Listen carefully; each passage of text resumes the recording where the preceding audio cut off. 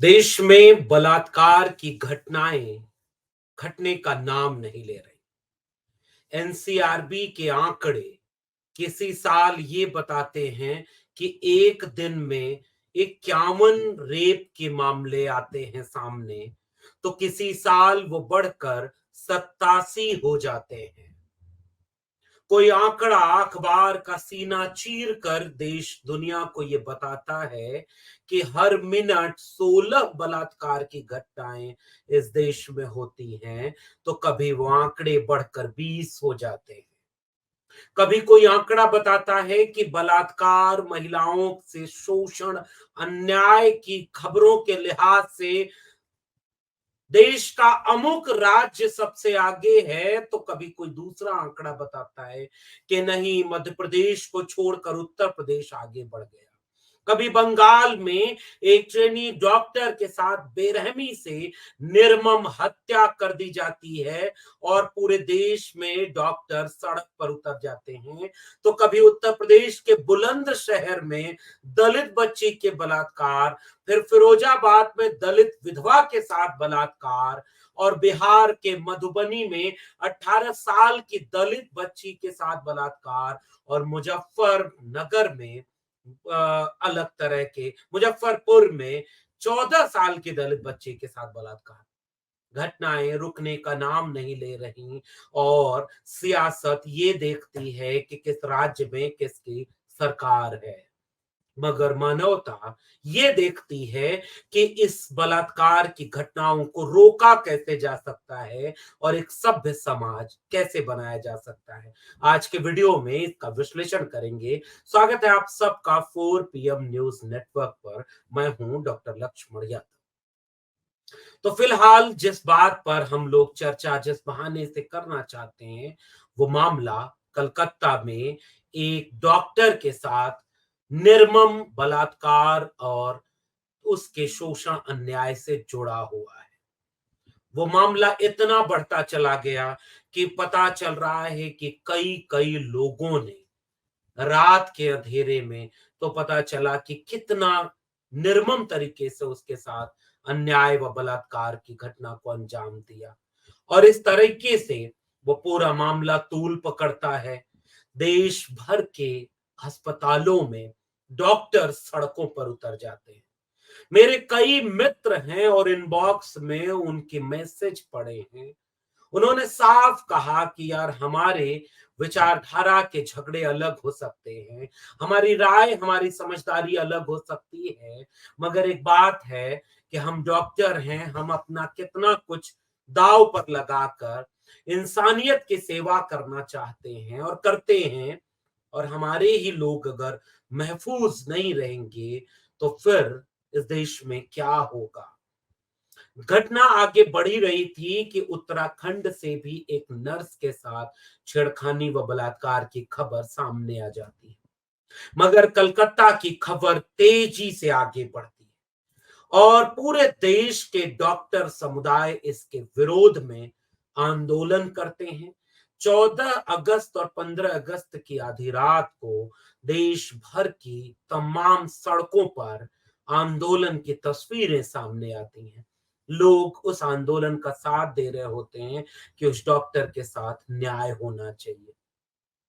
राज्य सरकार दावा करती है कि आरोप सामने आने के 24 घंटे के भीतर ही आरोपी को पकड़ा गया, जांच की गई और खुद उनको इस बात की पड़ताल है कि वो दोषियों को कड़ी से कड़ी कार्रवाई करने के लिए पुलिस को निर्देश देंगे। मुख्यमंत्री ममता बनर्जी यहां तक पहुंच जाती हैं कि वो उस पीड़िता के घर पहुंचकर ये कहती हैं कि अगर पुलिस न्याय नहीं कर पाएगी, तो हम सीबीआई को मामला सौंप देंगे। आज जब हम और आप बात कर रहे हैं, तो ममता बनर्जी अपने एमएलए और एमपीज के साथ सड़कों पर उतर जाती हैं, आंदोलन करती हैं कि इसे न्याय मिले। वहीं दूसरी तरफ घनघोर सवाल ममता बनर्जी सरकार पर उठता है। उनके ऊपर कई तरह के सवाल उठते हैं कि क्या उस परिसर में तोड़-फोड़ हुई, जिसमें बलात्कार हुआ और अन्याय शोषण हुआ? क्या सीबीआई जांच के पहले ही इस तरह का कोई परिदृश्य बन गया क्या, जिससे कि जांच प्रभावित हो जाती? कई तरह के संगीन आरोप ममता बनर्जी सरकार के ऊपर भी लगाए जा रहे हैं। कई तरह के सवाल ममता बनर्जी की सरकार से भी पूछे जा रहे हैं।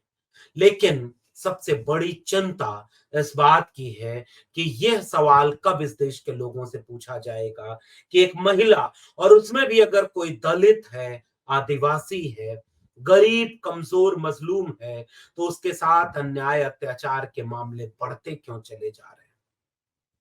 जितना न्याय एक गरीब कमजोर महिला को मिलना चाहिए, उतना इस डॉक्टर के जिंदगी का भी उतनी ही कीमत है और उन्हें भी न्याय मिलना चाहिए। मगर एक बात सोचिए कि राजधानी देश की दिल्ली एक दिन में 5.6 रेप के केस दिल्ली पुलिस के मुताबिक सामने आते हैं। भारत में एक दिन में औसतन 87 रेप की घटनाएं हो रही हैं।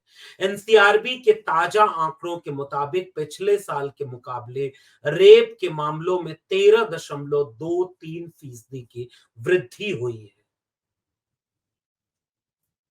राजस्थान में 6,342, मध्य प्रदेश में 2,947, उत्तर प्रदेश में 2,845 के बाद दिल्ली रेप की घटनाओं में सबसे आगे है। 2021-22 के एनसीआरबी के आंकड़े 2023-24 में बढ़कर और आगे बढ़ जाते हैं। दिल्ली में निर्भया कांड हुआ, पूरे देश के लोग सड़कों पर उतर गए और उसके बाद आपराधिक कानूनों में संशोधन अधिनियम 2013 पारित हुआ, जिसके जरिए रेप की परिभाषा को विस्तृत कर दिया गया। रेप की धमकी देने को अपराध बताया गया और अगर ऐसा कोई करता हुआ व्यक्ति पाया गया तो उसके लिए भी सजा का प्रावधान है। बढ़ते रेप के मामलों को देखते हुए न्यूनतम सजा को 7 साल से बढ़ाकर 10 साल कर दिया गया। अगर मामले में पीड़िता की मौत हो जाती है या उसका शरीर वेजिटेटिव यानी स्टेट यानी निष्क्रिय स्थिति में चला जाता है तो उसके लिए अधिकतम सजा को बढ़ाकर 20 साल कर दिया गया और मौत की सजा का भी प्रावधान रखा गया। अगर कोई बच्चा जो 16 साल की उम्र पूरी कर चुका हो या उससे ज्यादा उम्र का हो और उस पर ऐसे जघन्य अपराध लगते हैं तो जुवेनाइल जस्टिस बोर्ड से ऐसे बच्चे का मानसिक और शारीरिक आकलन करवाया जा सकता है और भारतीय दंड संहिता के तहत उसके लिए भी प्रावधान है। और इस तरह के कई मामले इस कोशिश के लिए बनाए गए कि हम अपने देश में रेप की घटनाओं को कमतर कर सकें और किसी तरह से महिलाओं के लिए एक सुरक्षित, न्यायप्रिय, आजाद भारत, आजाद समाज हम सौंप सकें। मगर क्या होगा कि हम अगर रेप की घटनाओं को, बलात्कार के जघन्य घटनाओं को केवल सरकार के देख करके आरोप उठाएं। मिसाल के तौर पर अगर सरकार उत्तर प्रदेश में बीजेपी की हो, बिहार में बीजेपी की हो, तो क्या उससे अलग सवाल पूछे जाएंगे और बंगाल में ममता बनर्जी की हो तो उससे सवाल बदल जाएंगे? मानवता कहती है नहीं, जिस तेवर के साथ बिहार और बंगाल में सवाल पूछे जाएंगे उसी तेवर के साथ उत्तर प्रदेश में भी सवाल पूछे जाएंगे। लेकिन अफसोस कि टेलीविजन मीडिया से लेकर राजनीति कई बार अपनी सुविधा से मुद्दों को उठाती है, क्योंकि उत्तर प्रदेश में हाथरस में एक बेटी जो दलित परिवार की थी, जघन्य बलात्कार की घटना, और उसके बाद प्रशासन ये कहता रहा कि बलात्कार की घटना ही नहीं हुई और बाद में पता चला कि आधी रात को उसका शव परिवार की सहमति के बिना जला दिया गया। आज भी क्या हाथरस की बेटी को न्याय मिला? क्या उन्नाव में कुलदीप सिंह सेंगर ने जिस परिवार को तबाह कर दिया उसके बाद इस समाज ने क्या सबक सीखा? क्या कठुआ के गैंगरेप में कोई बलात्कारियों के पक्ष में रैली तो नहीं निकालने लगा? इसकी पड़ताल एक समाज के रूप में हमें और आपको करनी होगी। अगर बाहर का समाज सुरक्षित नहीं होगा और हम पार्टी लाइन देखकर, हम सरकार किसकी है ये देखकर अगर निर्णय लेने लगेंगे तो मानवता में संकट आएगा। लेकिन हाँ, ये जरूर देखना होगा कि बलात्कार किसका हुआ है। एक महिला के साथ अगर अन्याय अत्याचार हो तो वो उतना ही जघन्य अपराध है जितना कि किसी भी धर्म की वो महिला हो, किसी भी जाति की वो महिला हो। मगर एक समाज के तौर पर हम जानते हैं कि जो सामाजिक स्तरीकरण के पायदान में नीचे है, नीचे किया गया, सदियों से अन्याय और शोषण का शिकार जो समाज किया गया है, ये मनोवैज्ञानिक शोध हो चुका है कि जब वो महिला कोई दलित परिवार की आती है, कोई पिछड़े परिवार, अति पिछड़े परिवार से होती है, कोई आदिवासी होती है, तो उसके प्रति निर्ममता, क्रूरता, हिंसा की कई गुना बढ़ जाती है। इसका सबूत हाथरस का पूरा मामला है। और अभी जो मामला आ रहा है वो उस डॉक्टर महिला के साथ भी है, जो जितना जघन्य है। उसी तरह से मुजफ्फरपुर बिहार का मामला भी है, जिसमें 14 साल की दलित बच्ची, उसके साथ निर्ममता से हत्या कर दी। और इन घटनाओं में दोषियों की कोई जाति नहीं होती।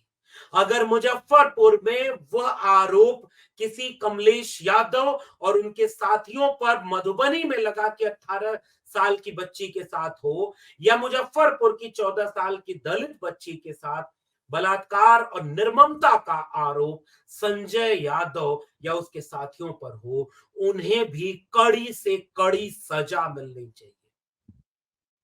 कोई यादव समाज इसके साथ नहीं खड़ा होगा, जैसे कोई ठाकुर समाज उस मानसिक रूप से विक्षिप्त व्यक्ति के साथ नहीं खड़ा होगा, जो एक बच्ची से बलात्कार करने के बाद उत्तर प्रदेश में बकरी के बच्चे से भी बलात्कार करने का दृश्य सामने दिखाता है।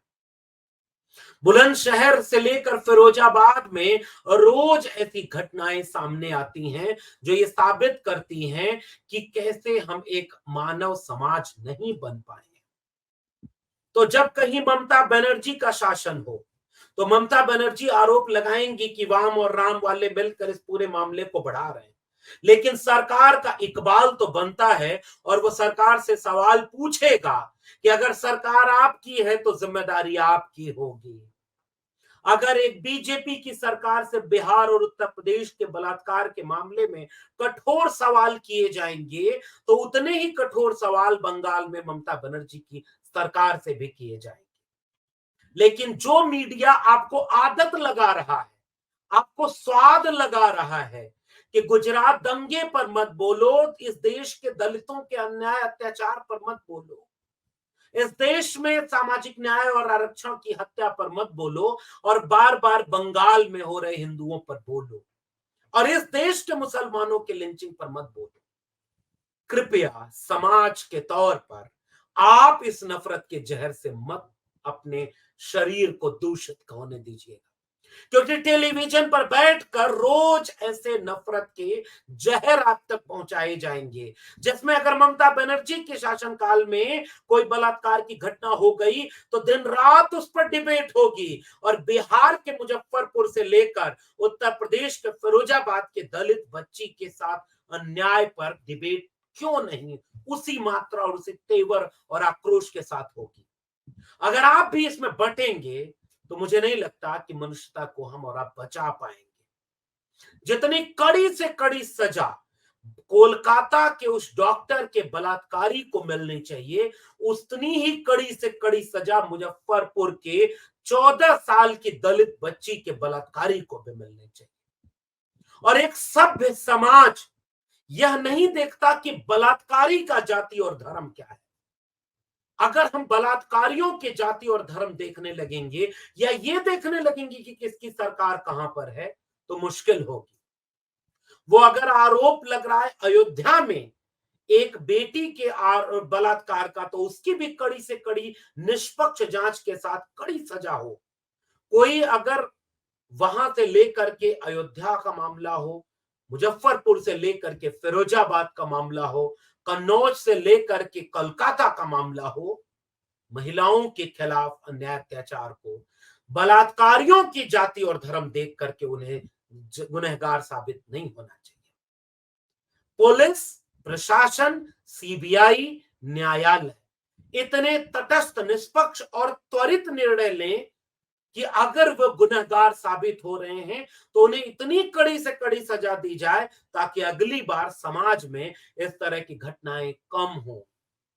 अगली बार एनसीआरबी का आंकड़ा जब निकले तो वो पिछले आंकड़े में एक दिन में 51 बलात्कार से बढ़कर के जब एक दिन में 87 बलात्कार तक पहुंच गया, तो अगली बार वो 100 का आंकड़ा पार न करे, वो 50 से कम आए। एक समाज के तौर पर कोशिश हमें और आपको करना होगा, इस देश के पुरुषों को करना होगा, इस समाज में पुरुषों को घर के भीतर ये तालीम देनी होगी कि अपने घर की महिलाओं का जितना सम्मान करते हो, उससे ज्यादा सम्मान अपने घर के बाहर सामने दिखने वाली किसी भी महिला का करो। आपको अपनी बहन, अपनी माँ, अपनी बेटी को अगर आप सुरक्षित देखना चाहते हैं, तो जो घर के भीतर भी सुरक्षित हों और घर के बाहर भी हों, इसके लिए सरकार और राजनीति के बजाय समाज को आपको तैयार करना होगा। और अगर आपने बलात्कारियों को जाति और धर्म देख करके ये सोच लिया कि उससे बचाएंगे, कोलकाता के केस पर बोलेंगे, अयोध्या पर बोलेंगे, मुजफ्फरपुर पर नहीं बोलेंगे, फिरोजाबाद और इन जगहों पर नहीं बोलेंगे, तो मुझे लगता है आप मनुष्यता का पक्ष नहीं चुन रहे। और याद रखिएगा साफ शब्दों में, बलात्कारी अगर कोई है तो उसकी कोई जाति और कोई धर्म मजहब नहीं होता। अपराध को जाति और मजहब में नहीं देखना चाहिए, बशर्ते कि जाति और मजहब की बुनियाद पर किसी निर्दोष को सजा न मिले। लेकिन अपराधी अपराधी होता है, वो किसी भी जाति या धर्म का हो। समाज के लिए प्रशासन को पूरी तरह से इस पे मुस्तैदी के साथ कड़ी से कड़ी कार्रवाई करनी चाहिए और उस नफरती सियासत से बचना होगा जो रेप और रेप को अलग करके देखे। उस नफरती सियासत से बचना होगा और हमें और आपको बचाना होगा कि अगर कोई बलात्कारी मुसलमान है तो पूरी कौम को बदनाम करो, बलात्कारी कोई यादव मिल गया तो पूरी कौम को बदनाम करो, बलात्कारी कोई ऐसा मिल गया जो हाशिए पर पड़े समाज का है तो पूरे समाज को बलात्कारी मत बना दो। लेकिन हाँ, कोई भी किसी भी जाति धर्म का बलात्कारी हो तो उसे माफ वे मत करो, कड़ी से कड़ी सजा उसे दो। इसलिए क्योंकि तुम्हारे दौर में कोई राम रहीम तो कोई आशाराम जेलों से अब रिहा किए जा रहे हैं, जो लंबे समय तक जेलों में कैद थे। और इस देश में उमर खालिद, प्रोफेसर हनी बाबू जैसे लोग आज भी जेलों में बंद हैं, चुने हुए मुख्यमंत्री बंद हैं, पत्रकार बंद हैं और बलात्कारी जेलों से बाहर परोल पर आ रहे हैं। ऐसे में बलात्कारियों के धर्म और जाति मत देखिए। लेकिन हाँ, मैं बार बार ये बात कहूंगा कि जो पीड़ित है, एक महिला महिला होने के नाते अन्याय अत्याचार की शिकार होती है। लेकिन अगर वही महिला कोई दलित परिवार की है, आदिवासी है, अति पिछड़ी समुदाय की है, गरीब है, बेबस लाचार तबके से आती है, तो उसके प्रति निर्ममता और क्रूरता जाति की वजह से कई गुना बढ़ जाती है। इसको समझदारी के लेवल पर आप भी समझिए ताकि एक बेहतर खूबसूरत समाज बना सके। और एक कविता आपसे साझा कर, छोड़ो मेहंदी खड़क संभालो, खुद ही अपना चीर बचा लो, मस्तक दूध बिछाए बैठे शकुनी, मस्तक सब बिक जाएंगे, सुनो द्रौपदी शस्त्र उठा लो, अब गोविंद न आएंगे। कब तक आस लगाओगे तुम बिके हुए अखबारों से, कैसी रक्षा मांग रही हो दुशासन दरबारों से। स्वयं जो लज्जाहीन पड़े हैं वो क्या लाज बचाएंगे, सुनो द्रौपदी शस्त्र उठा लो, अब गोविंद न आएंगे। कल तक केवल अंधा राजा, अब गूंगा बहरा भी है, होठ सी दिए जनता के कानों पर पहरा भी है। तुम ही कहो ये अश्रु तुम्हारे किसको क्या समझाएंगे, सुनो द्रौपदी शस्त्र उठा लो, अब गोविंद आएंगे। शुक्रिया।